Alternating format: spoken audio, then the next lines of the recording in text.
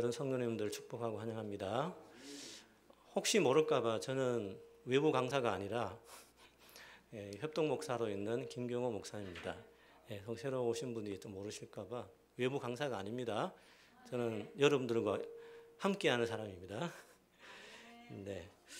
자, 오늘 우리 함께 살펴볼 말씀은 뜻을 정한 다니엘의 삶이라는 제목으로 오늘 말씀을 함께 살펴보려고 합니다. 이런 점에서 이 다니엘은 우리에게 삶의 모델이 되고 있습니다. 삶의 모델. 요즘 무덥고 좀 또 코로나도 다시 기성해서 여러 방면에서 다시 또 어려움 우리가 겪고 있는데요. 이때 좀 더 우리 해이해진 마음을 좀 다잡고 또 다시 한번 더 좀 힘을 모아서 다시 한번 더 새 출발할 수 있는 그런 기회가 또 오늘 설교가 될 수 있기를 바랍니다. 우리가 이제 오늘 살펴볼 다니엘은 특별한 환경에서 이제 살아간 그런 인물이라고 볼 수가 있습니다. 이 다니엘은 자기 나라가 아닌 땅에서 자기 나라가 아닌 교육을 받고 자기 나라가 아닌 곳에서도 탁월하게 쓰임받은 하나님의 사람으로 유명한 사람입니다.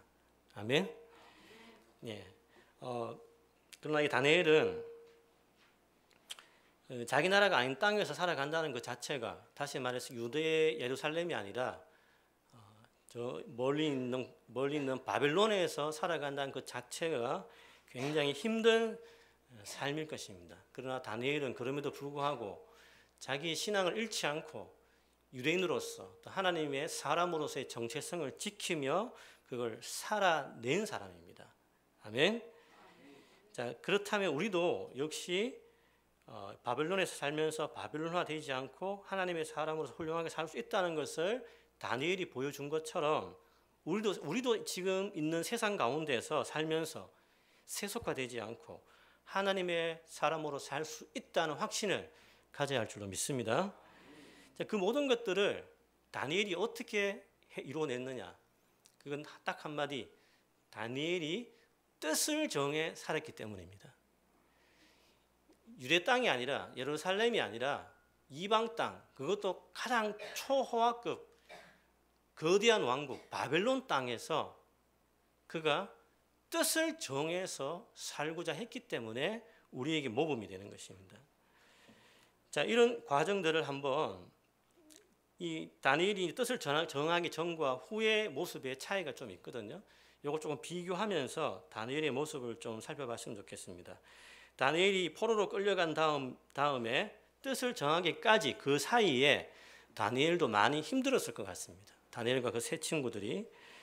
자, 왜 힘들었느냐? 약간 상황을 좀 살펴보면 이 다니엘은 유다가 멸망한 후에 이렇게 바벨론에서 이렇게 데려간 사람이 아니라 멸망하기 전에 이미 멸망의 징조가 있는 그 상황에 이미 미리 간 사람이 다니엘과 그 세 친구입니다. 그래서 어떻게 보면은 포로 일기, 최초의 포로 일기로서 이제 잡혀간 사람이라고 볼 수가 있습니다. 근데 이제 그 상황에서 이제 다니엘은 유다가 아직 멸망당하기 전이기 때문에 설마 하나님이 이 유다를, 이 하나님의 나라를 없애버리실까? 그것은 상상조차 하지 못하는 일이었거든요. 역시 포로로 잡혀간 다니엘조차도 지금은 포로로 잡혀가 있지만 그래도 나는 돌아갈 것이다 라는 생각을 가지고 있었던 거죠. 그런 상황이었어요. 자, 그런데 이제 포로 2기가 오고 포로 3기가 이렇게 오면서 이제 이게 여호야긴, 시드기야 이 왕들이 계속 바뀌는 찰나에 계속 일어나는 일이거든요. 자, 근데 이제 결국에는 어떤 소식을 듣게 되느냐? 전혀 상상하지 못한 이야기를 듣고 맙니다. 그게 뭡니까? 유다가 바벨론에 의해서 멸망당했다는 이야기를 듣는 거예요. 자, 지금 아직 뜻을 정하기 전이에요. 지금 다니엘이. 그런 상황 속에서 그 소식을 듣는 자체가 그냥 절망이에요. 절망. 그 소식 자체가 모든 것이 무너져 내리는 그 절망에 해당되는 이야기입니다.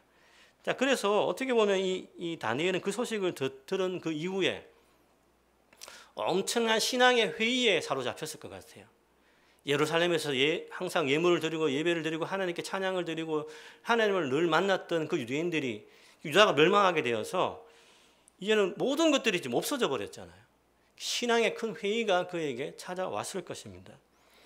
자, 그 가운데서 이미 그 신앙에 대한 그 회의가 이미 다니엘에게 이제 스며들기 시작한 거죠. 그러다가 어떤 일이 생기냐면은, 어떤 변화들이 생기냐면은, 가만히 보니까 자기가 지금 바벨론에 와서 바벨론의 도시들을 관광하지는 않았을 거 아니에요, 그죠? 근데 이제 유다가 멸망당했다는 소식을 듣고 난 이후에 이제 이 모든 것들이 끝인가라는 생각을 했을 거 아니에요, 그죠? 그러면서 이제 바벨론을 또 바라보기 시작하는 거죠. 근데 가만히 바벨론을 바라보니까 바벨론은 세계 최고의 도시거든요. 세계 최고의 거대 국가예요. 거대 국가. 오늘날로 말하면 미국이라고 볼 수 있어요. 커다란 모든 문명의 시초가 수메르로부터 시작해서 발전해서 아수르로 바벨론으로 해서 그 최고의 정점에 이르는 것이 이제 바벨론이에요. 문명이. 자, 여기 이 도시를 가만 보니까 어떻게 생각되느냐. 그전에는 하나님 있는 신앙으로만 똘똘 뭉쳐 있었기 때문에 이 자체를 객관적으로 못 봤어요. 그냥 이 세속된 도시다. 이렇게 됐는데, 자, 유다가 멸망당했다는 그 결과가 있고 난 다음부터 이제 신앙의 회의로 이제 바벨론을 바라보니 이 바벨론은 어떻게 보여요? 좀 더 사실적으로 보이게 되는 거예요. 현실적으로. 그 바벨론은 거대한 도시고 그 바벨론은 문화와 문명이 휘황찬란한 도시고 그 바벨론에 비하면은 내가 살아왔던 신앙의 도시인 예루살렘이라는 작은 도시는 너무나도 작은 도시예요. 제가 대구 출신이거든요. 대구 특별시. 네, 여러분들은 그렇게 알고 안 계시지만 촌이라고 지금은 생각 안 하시겠지만 옛날에는 대구를 마치 시골, 서울 사람들이 이제 대구 오면은 이 시골 왔다고 이제 이야기할 정도로 그때도 특별시였는데 그런 상황이었거든요. 근데 그런 거와 같은 거죠. 이제는 예루살렘이 전부였는데 지금은 이제 바뀐 시각에서 다니엘이 이 바벨론을 바라보니까 거대 도시예요. 휘황찬란한 문화의 도시예요. 거기에 비하면 뭐예요? 예루살렘은 촌에 불과한 그런 너무나 미약한 도시인 거죠. 미약한 도시예요. 비교가 안 될 도시죠. 자, 그러다 보니까 그럼 또 하나님은 또 뭐냐? 예루살렘에 있을 때는 하나님이 모든 것을 다스리는 통치자이시고 절대신으로 그렇게 생각했는데 지금 바벨론에 와 보니까 그 바벨론부터 시작해서 바벨론이 점령한 수많은 지역에서 이 바벨론 신을 다 숭배하고 있는 거예요. 온 세상에다 바벨론을 중심으로 이제 패권을 차지한 모든 그 지역에 오직 이 바벨론 신을 숭배하고 있는 거예요. 그러니까 다니엘은 무슨 생각을 하느냐? 내가 믿는 하나님이 사실상은 이걸 비교해 볼 때 그냥 총구석에 있는 하나의 그냥 지방신에 불과한 그 한 신에 불과한 것이 아니냐라는 그런 유혹도 받을 수 있는 겁니다. 그럴 수 있겠죠. 그죠? 여러분들이 시골 사셨다가 서울 와보셔야 되는데 여러분이 좋은 쪽에 있다가 대구를 설명하니까 잘 안 되는 것 같아요. 그러니까 이런 신앙의 회의들이 연달아서 나쁜 생각이 들면 나쁘게 생각하기 마련이잖아요. 그죠? 그러니까 유다가 멸망했다는 그 자체의 절망적인 소식이 우리로 하여금 이제 세속의 물결을 이제 그 틈타 흐르게 만들고 있다는 것입니다. 자, 그러니까 한마디로 말하면 유다가 멸망했다는 소식 이후에 바벨론의 거대한 문명과 문화가 보여지면서 이제 거기에 압도하기 시작한다는 이야기입니다. 바벨론과 새 친구들이 포로로 잡혀온 다니엘과 새 친구들이 그 거대한 문명에 압도되기 시작한다는 겁니다. 그게 보여지기 시작하면서 이게 이제 문제라는 거죠.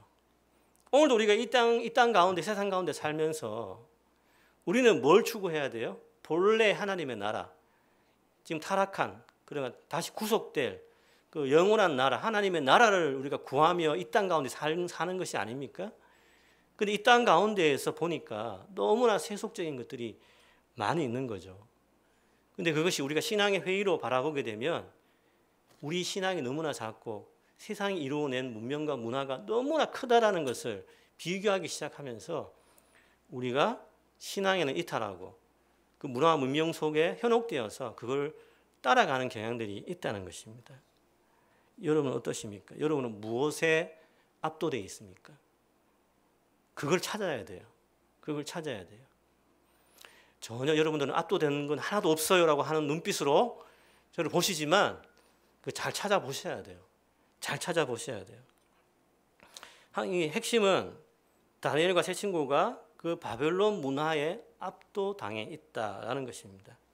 자, 이런 가운데서 다니엘은 너무나 이제 압도당해 있는 이 상황에서 다니엘이 그나마 철저한 신앙의 교육을 어렸을 때부터 받고 그러면서 이제 바벨론까지 와서도 그 신앙을 유지하려고 했던 경건의 기초가 그나마 남아 있었기 때문에 이 다니엘은 어떻게 했어요? 이제 더 이상 압도당하지 않고 내가 결단해야 되겠다. 내가 믿어왔던 그 하나님을 버리지 않고 떠나지 않고 내가 그 하나님께 승부를 걸겠다. 내가 그 하나님께 몰두하고 그 하나님께 내 이끌려 살겠다 하는 결단. 그게 바로 뭡니까? 뜻을 정한다는 이야기입니다. 뜻을 정한다는 이야기. 여러분 이게 참 좀 아주 교묘해요. 이게 뜻을 정하면 그럼 그다음부터 보이는 세계가 틀려져요. 뜻을 정하지 않고 이것을 할까 저것을 할까 혼란스럽고 이런 상황에 있으면 아무것도 아니게 돼요. 이게 생각이 바뀌는 게 뜻을 확고하게 정해야 그게 보여요. 그게. 요 단계가 없단 말입니다. 우리는. 이랬다 저랬다 이렇게 하기 때문에 엎치락 뒤치락 하기 때문에 정해지는 게 없어요. 한 번은 이게 좋았다, 한 번은 저게 좋았다 이렇게 된단 말입니다. 근데 다니엘처럼 뜻을 뜻을 정하면 그 정한 대로 보이게 돼 있어요. 이게 이제 우리의 이 압도된 이런 모든 문명과 세속화에서 우리가 벗어날 수 있는 굉장히 중요한 전략이에요. 뭘 해야 된다고요? 뜻을 정해야 된다. 뜻을 정해야 된다. 뜻을 정하지 않고 이것저것 하지 마세요. 다 짬뽕 되는 겁니다. 그거. 아무것도 도움이 안 되고 내 인생에 정말 중요한 결정을 할 때 아무것도 도움이 안 돼요. 자, 뜻을 정해야 돼요. 뜻을. 자, 어떤 방식으로 그 뜻을 정했습니까? 왕의 진미와 그 포도주. 그걸 내가 먹지 않겠다라고 뜻을 정한 거예요. 그렇게 표현되는 겁니다. 자, 왜 그랬을까요? 아니, 그 음식 아니냐라고 생각할 수 있는데 이 음식은 어디로 갔다 오는 거냐면은 이 음식은 어디예요? 바벨론 신에게 제사를 드린 후에 그걸 가지고 다니엘과 세 친구들에게 먹이려고 하는 거예요. 그러니까 이는 철저하게 보이지 않는 곳에서 이 다니엘과 세 친구들을 세속화시키려는 하나의 전략이죠. 자, 이제 그걸 이제 알고 어떻게 했느냐? 잘 아시다시피 우리는 그렇게 그걸 먹지 않겠다라고 결정하는 거죠. 뜻을 정한 것이 바로 그겁니다. 그러면 여러분 이게 이제 굉장히 중요한 포인트죠. 뜻을 정한다. 뭘 하지 않기로? 왕의 그 음식과 포도주로 나를 더럽히지 않기로 하겠다. 이거잖아요. 그죠? 여기서부터 이제 새로운 길이 열리기 시작합니다. 여러분 뜻을 정하면 우리가 결코 계산하지 못했던 결코 예상하지 못했던 좋은 결과들이 반드시 생깁니다. 아멘? 네네. 자, 그러면 뜻을 정하면 어떻게 되느냐? 다니엘이 선택했던 그 뜻을 정했을 때 일어난 변화들을 좀 보면 뜻을 정하면 멋있어집니다. 뜻을 정하면 이제 멋있어집니다. 예, 아멘 좀 해주세요. 예, 아멘. 예, 예. 믿음이 안 가면 아멘 하세요. 예, 그러면 이제 길이 또 열립니다. 예, 한국 사람 빨리 돌아오세요. 네, 예. 이렇게 나한테 맡기고 말입니까? 자, 멋있어집니다. 멋있어져요. 뜻을 정하면. 자, 잘 보세요. 우리가 신앙의 양심을 지키고 신앙을 이렇게 지키게 되면 그것이 이제 멋있어져요. 결국은. 여러분, 부흥회 하면 옛날에 막 부흥회 많이 했잖아요. 그죠? 부흥회 하면은 부흥회 한 사람도 얼굴 보면 어떻게 돼요? 예? 요즘 부흥회와 좀 틀립니다. 옛날 부흥 되게 강력했죠. 그죠? 부흥회 한번 하게 되면은 부흥회 한 사람들이 마치 이제 천국은 아니지만 여기가 천국인 것처럼 얼굴이 그냥 환해요. 모든 사람의 얼굴이 근심 걱정 없는 정말 어린아이 같은 얼굴로 환합니다. 그래서 그거를 이제 제가 있는 대구에서는 은혜살이다. 와, 정말 저 광채가 난 얼굴들. 이렇게 이야기한 거죠. 바로 그 얼굴, 멋있었다는 이야기는 그거예요. 왕의 직미를 안 먹기로 결정한 순간, 뜻으로 정하는 순간 아름다운 얼굴로 바뀐 거예요. 왜 어떻게 바뀌었습니까? 원래는 이제 채식을 해야 되는데, 원래는 고기를, 왕의 진미로는 고기를 먹어야 되는데 뭘 했어요? 우리 고기 안 먹겠습니다. 채식하겠습니다. 근데 이제 여기 관리하는 사람이 자기가 이제 책임을 져야 되는 거잖아요. 근데 이제 다니엘이 지혜롭게 말했어요. 딱 열흘간만 시험을 해달라. 딱 열흘간만 시험해달라. 그 시험을 해보니까 고기 먹는 사람보다 채식한 사람이 얼굴이 더 좋아졌더라. 멋있어졌더라. 이렇게 이제 말씀하고 있는 겁니다. 여러분, 우리가 신앙의 지조를 지키면, 우리가 결정해서 뜻을 정해 지켜 살면 멋있게 될 줄로 믿습니다. 예, 얼굴이 아주 아름답고 윤택해지실 것입니다. 아멘. 예, 저도 화장이란다. 화장품 잘 안 바르지만, 근데 제가 볼 때는 이제 물론 이제 필요하죠, 그죠? 하지만 내면에서 이렇게 빚어나는 얼굴이 이렇게 아주 빛이 나는, 그게 아름다운 게 아닐까요? 예, 또 우리가 뜻을 정하면 똑똑해져요. 자, 여러분 17절에 보면은 이 다니엘이 뭐라고 이야기합니까? 17절 뭐라고 말씀하고 있죠? 여기 보면은 학문과 서적과 지혜 이런 것들에 명철하게 해주셨다. 그렇게 이제 말씀하고 있습니다. 근데 이것이 똑똑한 것이 몇 배나 더 똑똑했다고 말씀하는지 아세요? 10배. 와, 10배. 여러분 10배 똑똑해지는 비결이 있으면 어디든 안 가겠어요? 예? 10배 똑똑해졌다. 안 그래도 학문과 서적과 지혜가 엄청나게 그들에게 주어진 건데 그게 다른 사람에 비해서 몇 배요? 10배 나아졌다. 이렇게 말씀하고 있습니다. 여러분, 그 옛날에 제가 이제 신대원 다닐 때 오래된 이야기입니다만 김동환 전도사라고 있었어요. 이분이 서울대 수석으로 졸업한 사람인데 그 당시에는 굉장히 이슈가 많이 됐었어요. 그 당시에 믿는 사람들이 공부를 잘 못했나 봐요. 이슈가 돼가지고 이분이 나중에 다니엘 학습법이라고 이제 책을 내게 됐거든요. 근데 이분이 이제 자기 경험을 살려서 이제 공부한 경험을 살려서 책을 낸 건데 거기 이제 3가지 비결이 있어. 3가지. 첫 번째는 뭐냐면은 중학교 2학년 때부터 좀 이제 신앙을 가지기 시작하면서 결단을 하나 했어요. 그러니까 새벽 기도에 중학교 2학년부터 이제 새벽 기도에 가겠다. 이게 첫 번째 결단이었고, 두 번째는 기도하기 전에는 밥 안 먹고 성경 읽기 전에는 공부 안 한다. 뭘 먼저 한다고요? 기도하고 성경 읽는 걸 먼저 하기 전에는 뭘 안 한다고요? 밥 안 먹고 공부 안 한다. 이렇게 한 거죠. 세 번째, 수업 시간을 예배 시간처럼 여기고 선생님을 목사님처럼 여기겠다. 이렇게 한 거예요. 예. 지금 공부하시는 분들이 없어서 그렇지만 여러분 자녀들을 또 생각하시면서 자, 이게 비결입니다. 이게 비결이에요. 그러니까 뭐가 우선이에요? 뭐가 잘 되겠다 하기 이전에 그 이전에 뭘 한다는 거죠? 뜻을 정하는 거예요. 뜻을. 뭐 하기로? 새벽기도 가기로. 뭐 하기로? 기도하기로. 성경 읽기로. 또 뭐 하기로? 선생님을 목사님처럼 여기기로. 그렇게 해서 이렇게 이제 똑똑하고 이제 여러 사람들이 이슈가 될 만큼의 모범이 되는 것들을 우리에게 그때 당시 도전을 주었다는 겁니다. 여러분 똑똑히 이렇게 우리가 이제 뜻을 정하게 되면 아까 똑똑해졌잖아요. 이번에는 뭐냐면 더 한층 최고로 신령해집니다. 신령해질 수 있어요.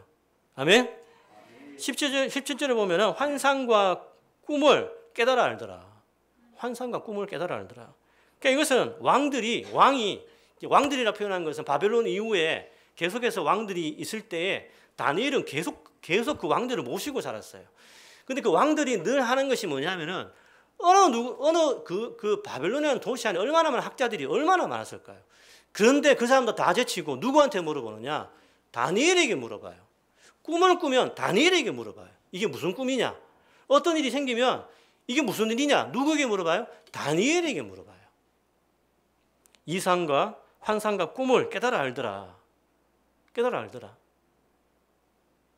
모든 왕들이 하는 모든 질문에 대답을 해줄 수 있는 사람. 네. 그 모든 것이 무엇 때문에?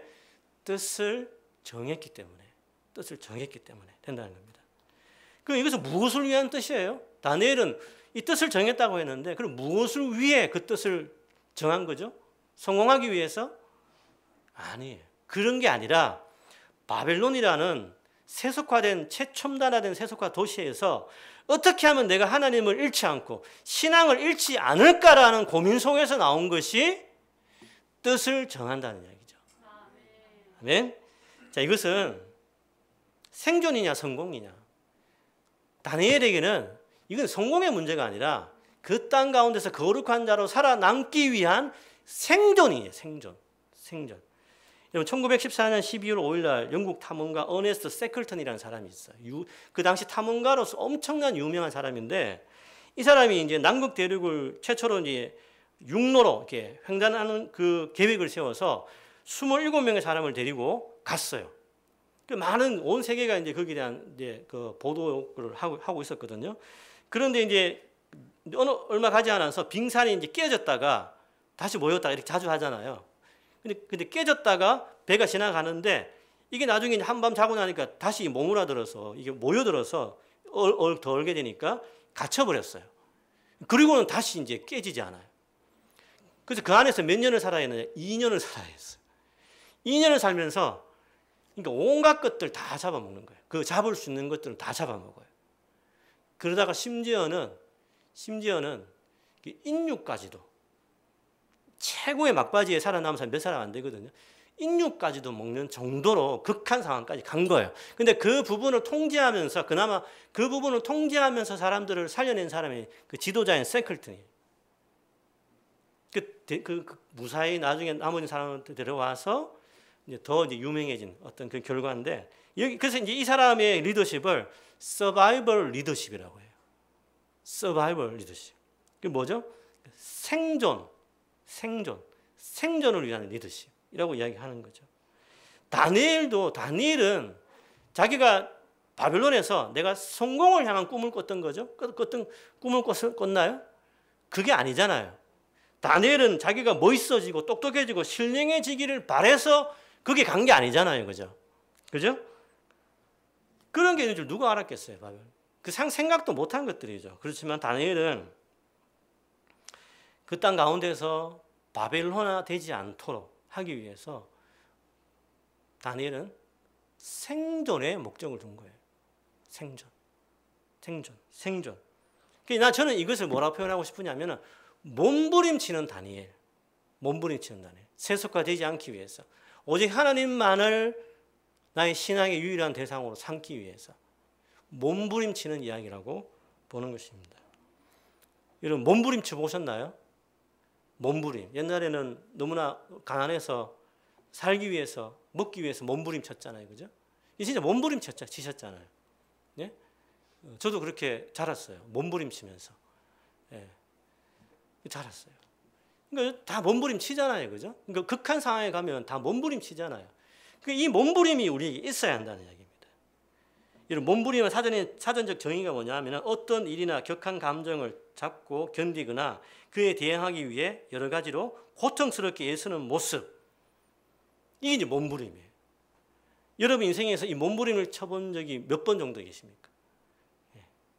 그러니까 지금 사실 우리가 이거 한번 해야 돼요. 코로나 이후의 상황에서 다시 한번 우리가 몸부림을 한번 해야 되는 줄 믿습니다. 아멘? 그 몸부림이 있어야 돼요. 여기 보면 옛날에 누가 있냐면은 김재범이라는 유도 선수 아시죠? 유도 선수 유명한 선수가 있는데 이분의 한 이야기가 그 몸부림이 어떤 좋은 표현인 것 같아요. 원래 2008년 베이징 올림픽 결승전에서 이분이 패배했거든요. 그때 이제 뭐라고 인터뷰를 했냐면은 경기 전에 뭐라고 인터뷰했냐면은 죽기 살기로 했어요. 이렇게 이야기했어요. 죽기 살기로 했어요. 근데 어떻게 됐어요? 졌잖아요. 그죠? 졌죠? 근데 나중에 이제 또 다시 이제 그 2012년도에 또 어떻게 했냐면은 또 인터뷰를 와가지고 이번에 어떻게 말했냐면은 전에는 죽기 살기로 했다 했잖아요. 그죠? 이번에는 그냥 죽기로 했어요. 그러니까 어떻게 됐어요? 그때 메달을 땄어요. 이 차이가 뭘까요? 2008년도에는 어떻게 했다고요? 죽기 살기로 했다 그랬잖아요. 근데 2012년도에는 죽기로 했어요. 이래 돼 있죠. 그 뭐가 하나 빠졌어요? 살기로 하겠다는 이 부분을 빠뜨린 거죠. 그죠? 뺀 거죠. 그러니까 죽기 살기로 하면 안 된다는 걸 경험한 거예요. 왜 안 돼요? 죽기로만 해야 이제 필사각오로 싸우는데 그 옆에 뭐가 있어요? 그 살기로 하겠다는 생각도 있으니까 이게 안 됐다고 생각하는 거죠. 그래서 이번에는 죽기로만 했어요. 그래서 은메달을 땄다는 이야기입니다. 여러분의 몸부림은 또 어떤 겁니까? 에릭 리델은 파리올림픽에, 오래된 이야기는 파리올림픽에 가가지고 그 당시 최고의 100m 최고의 그 기록을 가지고 있는 선수가 에릭 리델이었어요. 가기만 하면 금메달 따는 사람이에요. 모두가 그 사람을 이겨낼 수가 없는 사람이거든요. 그런데 가만 보니까 경기 대진표를 보니까 주일날에 에릭 리델의 경기 대진표가 나온 거예요. 그 주일에 경기를 해야 되는 거예요. 자, 이때 에릭 리델이 달렸을까요? 안 달렸을까요? 안 달렸어요. 왜요? 주일날 나는 예배 드려야 됩니다. 이러면서 안 드렸어요. 경기를 안 갔어요. 자, 그래서 코치진하고 영국에 있는 수많은 국민들이 엄청난 욕을 해댔어요. 에릭 리델에게. 아니, 금메달이 중요하지 예배가 중요하냐? 국가가 더 중요하지 교회가 더 중요하냐? 이러면서 막 에릭 리델을 완전 원수처럼 국가의 적처럼 이렇게 모든 언론이 그렇게 해봤죠. 그런데 나중에 얼마나 괴로웠겠어요, 그죠? 하지만 그로서는 선택할 수 있는 것이 경기가 아니라 예배인 것이 당연한 거잖아요. 그 고통이 얼마나 있더라 하더라도 그러나 나중에 하나님은 또 함께 하셔가지고 400m 선수 중에 한 사람이 다쳐가지고 빠지게 돼서 계주 선수였기 때문에 거기에 누구를 넣느냐? 에릭 리델을 넣어준 거예요. 근데 100m 달리기 선수가 400m 달리기로 한다는 게 말이 안 되느냐? 지금 스포츠는 말이 안 되는 이야기예요. 호흡과 이게 다 달라요. 근데 그 당시에는 그걸 했단 말이에요. 달려서 결국은 그 사람이 어떻게 했어요? 금메달을 땄어요. 그러니까 사람들이 좀 간사한 게 금메달 따니까 또 그 모든 시선들이 영웅이다 이러면서 그죠? 막 이렇게. 그 에릭 리델이 몸부림친 거예요. 예배냐, 스포츠 금메달이냐. 모든 것들이 신앙의 어떤 유산과 신앙의 어떤 영웅들은 다 몸부림의 결과예요. 그 몸부림이 있었기 때문에 가능한 일입니다. 여러분, 이 몸부림은 우리가 영화에 보면은 어떤 주인공이 극한 어려움과 고난 속에서 막 이렇게 살아가는 이걸 보여줄 때에 그게 뭐가 깔려요? 영화 음악이 깔리죠. 그죠? 음악이 쫙 깔려가지고 이 사람을 엄청난 의미 있는 일들을 한다는 그 어떤 암시를 주는 멋있는 배경음악을 막 깔면서 이 사람을 막 이렇게 세워주잖아요. 근데 우리 현실에서는 그게 없습니다, 여러분들. 예? 우리는 그냥 버텨야 돼요. 누가 와서 위로해 주는 사람도 없고 누가 와서 잘했다 이렇게 한 사람도 없고 홀로 나 혼자 싸워야 하는 외로운 그런 싸움입니다. 엘레강스하지 않아요. 절대 우리는 우아할 수가 없어요. 그 상황 속에서. 성공이냐? 이게 아니라 우리는 거룩이냐? 거룩. 이 부분을 우리가 선택해야 할 줄로 믿습니다. 그래서 자기를 더럽히지 하지 않겠다. 세상과 구별되는 사람이 되겠다. 이렇게 결정을 한 겁니다. 그래서 우리는 뜻을 정해야 돼요. 뜻을 정해놓고 살아야 됩니다. 그거 아니고서는 할 수가 없어요. 그래서 우리는 생존하고 또 거룩한 사람으로 살아야 됩니다. 거룩한 남편, 거룩한 아내, 또 거룩한 자녀, 거룩한 사장, 거룩한 회사원, 거룩한 학생, 거룩한 교사, 거룩한 운동선수, 거룩한 정치인, 거룩한 운전수, 거룩한 장사꾼, 거룩한 성도, 거룩한 목사. 이렇게 살아야 된다는 이야기입니다. 아멘? 예. 그래서 이제 좀 뼈 아픈 이야기지만 제가 한번 말씀드릴게요. 좀 못 먹고 좀 덜 입어도 하나님의 사람으로 살아갈 수 있다는 것에 만족하기보다는 좀 덜 기도하고 좀 덜 예배드려도 세상에 만족할 수 있기만 하면 하고 살아가는 것이 우리가 지금 정하고 있는 건 뜻이 아닌가. 그 부분들 우리가 이 땅에서 거룩을 위해서 생존해야 된다. 그 처절한 몸부림 이런 것이 있어야 할 줄로 믿습니다. 정리하면 모든 것들이 뜻을 정해야 가능하다는 겁니다. 뜻을 정해야 안 보이는 것이 보인다는 이야기입니다. 내가 이렇게 더럽게 살아왔어? 내가 이렇게 추하게 살아왔어? 라는 것이 뜻을 정해야 보인다는 이야기예요. 그러면 그 다음 것들이 우리에게 찾아온다는 것입니다. 여러분들에게 도전합니다. 뜻을 정할 수 있기를 간절히 바랍니다. 그걸로 살 수 있어요. 복음 안에서 뜻을 확고하게 정해서 한 방향으로 오래된 순종을 해나가는 사람, 이것이 우리여야 할 줄로 믿습니다. 같이 한번 기도했으면 좋겠습니다.